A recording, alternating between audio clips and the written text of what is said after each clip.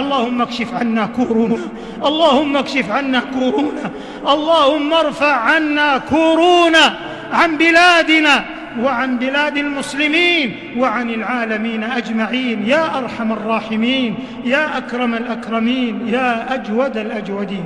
اللهم إنك قلت على لسان خليلك عليه الصلاة والسلام: وإذا مرضت فهو يشفين. فاللهم اشفنا واشف مرضى المسلمين.